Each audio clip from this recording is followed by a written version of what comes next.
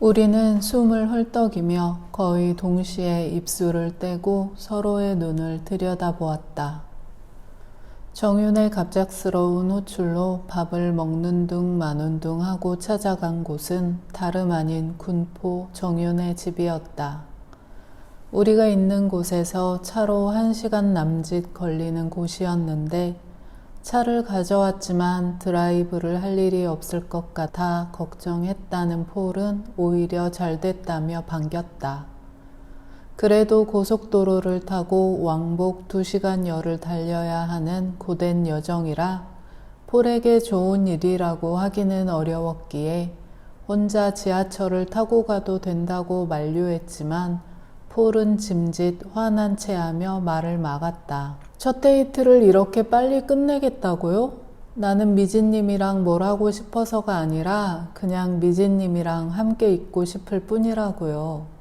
나 진짜 화나면 무서운데 그거 보고 싶어서 그래요? 폴의 차는 단지 내 주차장에 주차했다는 말만 들었을 뿐 차에 타게 되면서 처음 보았는데 카키색 캐스퍼였다. 차에 대해서는 잘 모르긴 해도 폴의 이미지를 생각하면 어쩐지 좀 낡은 SUV를 몰지 않을까 싶었기 때문에 차에 몸을 실으면서 내가 피식 소리를 내며 웃으니 폴이 물었다. 왜요? 차가 별로인 거예요? 아니면 나랑 안 어울리는 거예요? 차랑 주인이랑 안 어울린다는 소리 많이 들었나 봐요? 내가 겉보기는 이래도 엄청 경제적이고 귀여운 사람이거든요. 캐스퍼처럼. 폴의 차에 나란히 앉아 도로를 달린다는 생각 때문인지 나는 목적과 별개로 한껏 들떴다. 밀폐된 공간 안에 우리 두 사람만 있다는 것도 은밀함을 키워주었는데 폴은 시동을 걸지 않고 잠시 망설이더니 차에 타자마자 맸던 안전벨트를 풀고 출발하기 전에 이건 꼭 해야겠어요 라며 입을 맞춰왔다. 첫 키스와 비슷한 수준의 깊은 입맞춤이었는데 오후가 되자 돋아나기 시작한 그의 수염이 까슬까슬하게 내 뺨을 찌르는 키스는 한동안 계속됐다. 첫 키스가 심장을 세차게 고동치게 만드는 설렘과 충격의 그것이었다면 아늑하고 고립된 그의 차에서 나눈 키스는 한결 편하면서 자극적인 데가 있었다. 그의 두 손이 내 허리에 고정된 채 움직이지 않았던 건 첫 키스 때와 같았다. 하지만 내 팔이 그의 목을 걸고 약간 곱슬기가 있는 그의 뒷머리카락에 손을 파묻은 행동에는 친밀함과 무아지경의 사이 그 어디쯤에서나 느낄 수 있는 아득함이 있었다.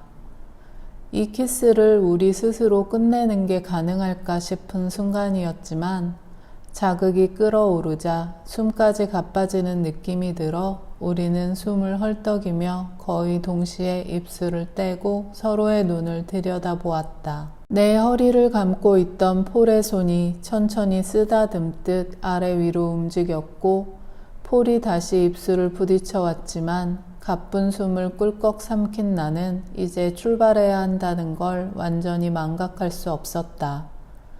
나는 폴의 어깨를 잡아 밀고 몸을 고추 세운 후 잠긴 목소리로 속삭이듯 말했다. 우리 이러다 아무 데도 못 가겠어요. 아, 나는 그냥 여기에만 있어도 좋겠는데? 폴은 아쉬움 가득한 얼굴로 내게서 선뜻 손을 뗄 생각이 없는 것처럼 굴었지만 마지못해 몸을 바로하고 풀었던 벨트를 다시 채웠다.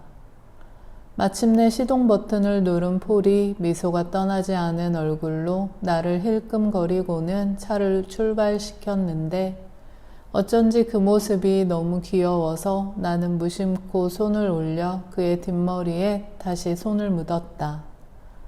조금 전 키스의 기억 때문인 듯 그의 귀가 순식간에 빨갛게 달아오르는 걸 보면서 나는 소리내어 웃었다. 정윤의 집은 다양한 이름과 비슷한 형태로 오래된 빌라들이 늘어서 있는 곳 중 하나였다. 주차하는 것이나 주차에 성공해도 차를 빼기 어려울 거라며 정윤은 공영주차장에 주차를 하고 걸어올 것을 추천했는데 주차장에서 주차를 한 후 걸어서 5분 거리에 있는 정윤의 집으로 가는 길에 본 빌라들이 하나같이 너무 닮아 있어서 정윤의 집이 있는 빌라를 쉽게 찾을 수 있을까 염려가 됐다. 나보다는 길눈이 밝은 폴 덕분에 정윤이 알려준 빌라 이름을 발견했는데 큰 길을 경계로 세워둔 철망으로 만든 조촐한 담은 이미 붉은색이 뚜렷할 정도로 녹이스럽고 사람들이 길을 내려고 철망을 벌려놓은 탓에 담의 역할도 무너진 지 오래인 것 같았다. 길고양이를 위한 것인지 사료와 물그릇이 놓여있고 대파와 앞으로 뭐가 자랄 건지 모르겠는 커다란 플라스틱 화분이 늘어선 쪽을 지나 두리번거리자 드디어 빌라 안으로 들어가는 입구를 찾을 수 있었다. 빌라 입구 한쪽에는 낡은 자전거와 어느 노인의 보행용으로 쓰이는 게 분명한 보행 보조기가 나란히 세워져 있었는데 이곳의 빌라들을 비교했을 때 무엇보다 가장 비슷한 건 나이 같았다. 좋기 20, 30년은 된 듯한 이 빌라 3층에 정윤의 집이 있다. 엘리베이터가 없는 3층은 계단으로 오르내리기가 만만치 않았는데 정윤이 할머니가 돌아가시기 전까지 함께 살았다는 집이 이곳일까 싶어 본 적도 없는 할머니의 고단함이 훅 끼쳐왔다. 3층에 도착하니 계단을 사이에 두고 마주보는 2개의 문이 있었고 교회 이름과 십자가가 붙어있는 집 덕분에 호수를 몰라도 그 맞은편인 정윤의 집을 찾을 수 있겠다 싶었다. 작동은 하는 거겠지? 의심스러운 집과 함께 나이를 먹은 탓에 노랗게 변해버린 초인종을 눌렀는데 소리가 나지 않았다. 문을 두드릴까? 아니면 우리가 도착했다고 전화를 걸어볼까? 잠시 주저하는 사이 문이 덜컥 열렸다. 편한 옷에 머리카락을 정수리 가까이까지 끌어올린 정윤이 모습을 드러냈고 그 뒤에 우재가 유난히 키가 큰 병풍처럼 서 있었다. 손님을 집으로 초대하는 일이 별로 없는 듯 쿠팡에서와 달리 다소 어색하게 우리를 집 안으로 들이는 정윤을 따라 우리는 별말 없이 들어가 신발을 벗었다. 비좁은 현관에 놓인 정윤의 작은 운동화와 우재의 커다란 신발에 나와 폴의 신발까지 더해지니 정말 현관이 꽉 차 보였다. 그 현관이 바로 보이는 거실에 2인용 소파에 나와 폴이 앉고 주인 부부처럼 등받이가 없는 수툴에 정윤과 우재가 앉았다. 근데 저기 쿠팡 관리자 맞으시죠? 우재는 나와 함께 들어선 폴을 보자마자 묻고 싶었던 질문을 모두 자리를 잡을 때까지 기다렸다가 바로 했다. 네, 맞습니다. 근데 이모랑 어떻게 같이? 나는 정윤에게 아직 말하지 않았냐는 뜻을 담아 쳐다보았는데 정윤은 광대를 한껏 끌어올려 짓궂은 얼굴로 웃었다. 이렇게 보면 재밌잖아요. 2분이 함께 있을 거란 걸 모르기도 했고 말할 겨를도 없긴 했어요.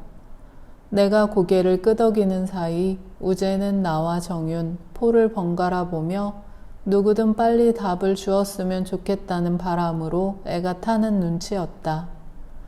지금은 미진님 남자친구로 같이 온 거예요? 폴이 너무 자연스러운 태도로 허벅지 옆 소파 위에 올려둔 내 손을 잡자 정윤과 우재가 동시에 헐 하는 외마디 소리를 뱉었다. 분명 쑥스럽고 민망한 상황이었지만 다른 사람도 아닌 2 사람이어서 나는 조금 얼굴이 붉어지는 걸 느꼈을 뿐 불편함은 없이 폴의 손을 마주 잡았다. 우리 얘기는 나중에 하고 2 사람은 대체 어떻게 된 거야? 보시다시피 제가 집을 나왔고 정윤이 신세를 지게 된 거죠 뭐. 정윤이? 정윤은 미간에 주름을 잡았지만 입꼬리는 올라가 크게 기분 나쁜 기색처럼 보이지는 않았다. 누나 소리는 죽어도 안 하겠다네요. 여자들은 1살만 많아도 남자한테 바로 오빠 소리를 해주는데 이거 너무 불공평하지 않아요?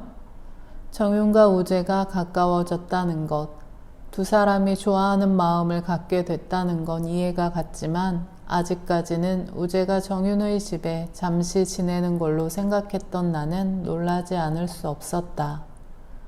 아니, 그게 문제가 아니고 두 사람 결국 사귀기로 한 거야? 아유, 그렇게 됐네요. 정윤은 팔짱을 끼며 우리의 눈을 피하면서 웃었다. 어쩌다 이렇게 됐다는, 그리 달갑지 않은 기색을 드러내려 의도했다면 철저히 실패했다고 볼 수 있을 만큼 정윤의 얼굴에는 화색이 돌았다. 엄마한테 휴대폰을 뺏겼는데 기억하고 있는 번호가 정윤이 번호밖에 없었어요. 나와 폴은 똑같은 생각을 한 게 분명했는데 우재의 말이 끝나자마자 서로 마주보며 웃었기 때문이었다. 요즘엔 휴대폰에 번호가 다 저장되어 있으니 가까운 친구 번호도 외우고 있지 않은 경우가 많긴 했지만 우재가 특별히 정윤의 번호만 기억하는 것에는 이유가 있었을 거라고. 우재가 반드시 정윤의 번호만 기억하고 있지는 않았겠지만 번호를 기억하는 사람 중에 정윤이 가장 연락하고 싶었던 사람이었을 거라고. 이모가 여기 왔으면 했던 건 아직 이유는 묻지 않았지만 우재가 나를 여기까지 부른 이유를 설명하려 운을 띄우자 정윤이 말을 받았다. 우리가 한동안은 같이 지낼 것 같아서 우재가 저랑 어떻게 지내고 있는지 알려야 할 것 같아서 부른 거예요. 말을 끝낸 정윤은 낯선 곳인 양 자신의 집을 천천히 돌아본 후 우리 쪽으로 고개를 향했다. 우재가 지금은 엄마와 의견 충돌이 있어서 여기 있지만 언젠가는 집으로 돌아갈 거고 걱정하는 가족들이 있으니까 누군가는 알아야 할 것 같았어요. 잘 먹고 잘 지내고 있다는 거 직접 보는 것만큼 좋은 건 없잖아요. 그러기에 또 우재한테 이모만큼 적당한 사람은 없으니까. 우재는 잘못을 저지른 후 민망해하는 어린아이처럼 두 손을 무릎 사이에 넣고 멋쩍게 웃었다. 사원님, 우리 집 어때요? 둘이 지내기에는 괜찮죠? 정윤의 집은 작지만 아늑했다. 집처럼 작긴 했지만 방이 3개였고 역시 작은 거실은 거실과 식당의 역할을 겸하고 있는 것 같았으며 소형 냉장고가 있는 부엌은 생활의 흔적이 잘 묻어나서 실제로 요리가 자주 이루어지는 공간으로 보였다. 나는 정윤이 할머니와 함께 살 때는 이 집이 어땠을까 하는 생각을 잠깐 해보았다. 정윤이 어릴 때부터 정윤에게는 할머니가 전부였다는데 그런 할머니를 잃고 정윤은 어떻게 살았을까? 할머니가 있던 자리를 우재같이 커다랗고 생기 넘치는 남자가 차지한다는 것이 정윤에게는 어떤 의미일까? 정확히 답을 알 수 없는 의문들이었지만 일단 정윤과 우재는 좋아 보였다. 자주 눈을 마주치고 더 자주 웃었다. 폴과 나는 정윤의 집에서 커피와 단출한 먹을거리를 대접받으며 집을 살펴보고 두 사람의 얘기를 들었다. 우재는 곧 다큐멘터리 제작에 들어갈 수 있을 거라고 했고 엄마의 입맛에 맞추자고 꿈을 포기하지는 않을 생각이라고 했다. 물론 엄마의 말을 듣지 않은 걸 후회할 날이 언젠가는 올 수도 있지만 지금으로서는 전혀 고민의 여지가 없다는 우재의 말투에는 흔들림이 느껴지지 않았다. 누나가 그랬던 것처럼 엄마를 버리지는 않을 거고 엄마가 자신을 받아들여주면 기꺼이 집으로 돌아갈 거라는 말도 했으니 이제 두 사람의 관계가 어떻게 흘러갈지에 대한 결정은 언니의 몫인 것 같았다. 이미 어두워진 후에 정윤의 집을 나오면서 정윤이 우재에게 가진 감정을 확신하는 태도나 우재가 자신의 꿈에 대해 가진 굳은 믿음을 생각했다. 자신에 대한 확신이나 믿음을 의심하지 않는 태도는 사랑받고 자란 사람들만이 가질 수 있는 게 아닐까 싶어 좀 슬펐고 막막한 마음도 들었는데 슬쩍 올려다본 폴의 표정에도 쓸쓸한 기운이 깃들어 있는 게 좀 이상했다. 무슨 생각해요? 폴은 쓸쓸한 기운을 미처 밀어내지 못한 채 마지 못한 듯 미소 지었다. 그냥 내가 너무 생각이 많았다 하는 생각이요. 생각이 많았다고요? 폴은 깍지를 껴서 잡은 내 손을 잡아당겼다. 생각이 많아서 시간 낭비를 너무 많이 했잖아요. 지금 미진님을 만나는 순간순간에도 그런 생각을 해요. 폴이 정확히 무슨 의도로 그런 말을 하는 건지는 이해하기 어려웠지만 폴의 마음에 응어리가 있다는 것만큼은 분명히 알 수 있었다. 그리고 무엇보다 가장 저들이 부러운 게 있는데 뭐요? 혹시 나이 어린 게 부럽거나 그래요? 나는 좀 분위기를 바꿔볼 셈으로 밝게 물었고 폴은 어린아이처럼 내 손을 흔들면서 더 밝게 웃으며 대답했다. 벌써 같이 사는 게 가장 부럽네요. 폴의 대답이 너무 갑작스러워서 나는 아무런 대꾸도 하지 못하고 순식간에 얼굴이 달아올라 얼얼할 지경이었다. 지금 이 말이 나와 함께 살고 싶다는 뜻인지 그저 그들의 열정이나 결단이 부럽다는 말인지 파악이 쉽지 않았지만 그와 함께 산다는 생각만으로도 나는 충분히 당황스러웠다. 근데 지금 이런 질문 좀 조심스럽긴 한데 왜 결혼은 안 했어요? 결혼하지 않겠다는 생각도 없는 것 같은데? 차를 출발시키기 전에 벨트를 채우면서 나는 마음에만 담아두었던 질문을 던졌다. 결혼이란 게 꼭 해야 하는 건 아니지만 내가 그동안 보아온 폴은 혼자가 좋거나 관계가 부담스럽거나 의무를 지는 게 싫다는 이유 등으로 결혼을 거부하는 사람은 아닌 것 같았기 때문에 꼭 묻고 싶은 의문이었다. 시동 버튼을 향해 손가락을 뻗던 폴이 내 질문에 굳어버린 듯 동작을 멈추고 쉽게 말을 잇지 못하다가 마침내 결심한 듯 버튼을 누르며 대답했다. 결혼하고 싶었죠. 당연히 이 사람과 결혼하겠구나 하는 여자가 있었어요.